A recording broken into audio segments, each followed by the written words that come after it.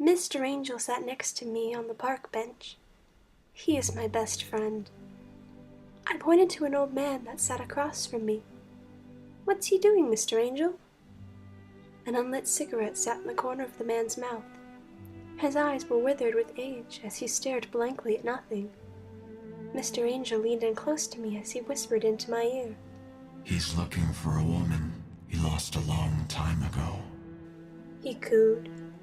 His words felt warm against my cheek as I smiled up at him. I liked his secrets. Mr. Angel knew everything. "That's really sad, Mr. Angel," I said.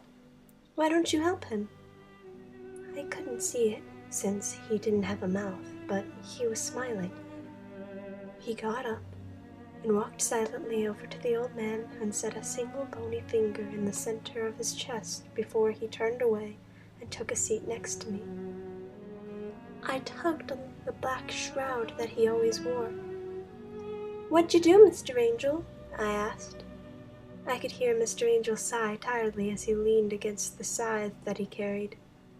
"I sent him back to his woman. His voice rasped.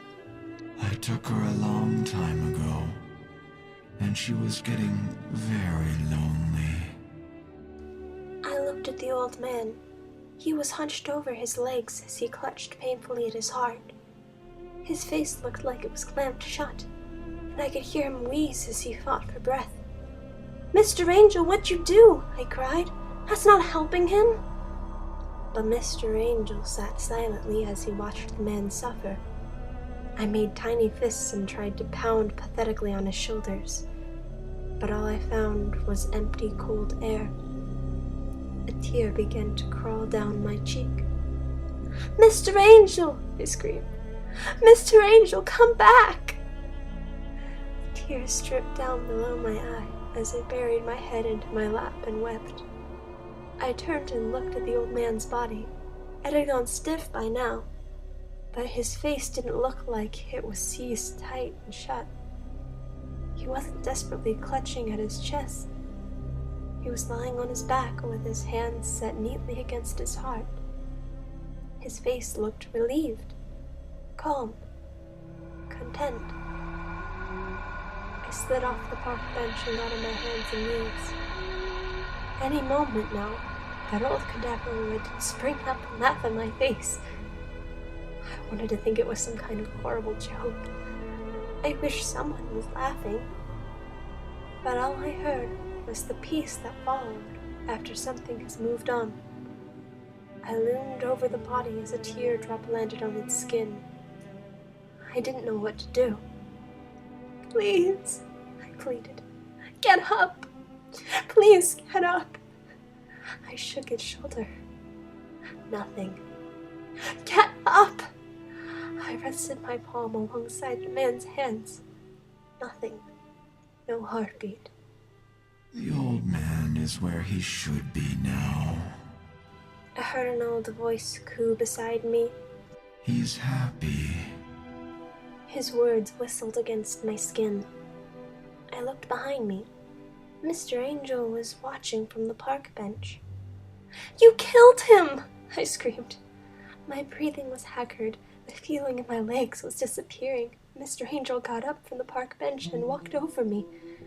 He knelt down, and I could feel his shroud move over me in a warm embrace.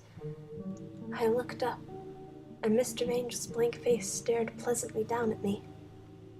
He gripped his scythe with one hand, and in the other he set against my shoulder. I couldn't see it, but I could tell he was smiling. "Death?" I said to him. My voice was still hoarse, as I choked down a few tears. "Did you really help him?" Death looked at me and leaned in close. "My dear little one," he whispered softly. "Death can be many things. Death can be hard. Death can be painful. Death will someday be at your heels. But never forget, the best thing to do when death greets you is embrace him as a friend. He pulled me closer to him. I could feel his shroud slowly wrap around me. It felt warm and cozy. It was good to be close to death. Now don't call me Death. I'm an angel, remember? Because you bring people to heaven, right? He could only nod.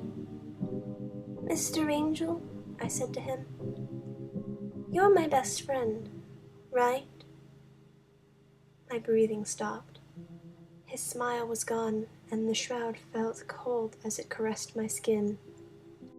Yes. Death rasped.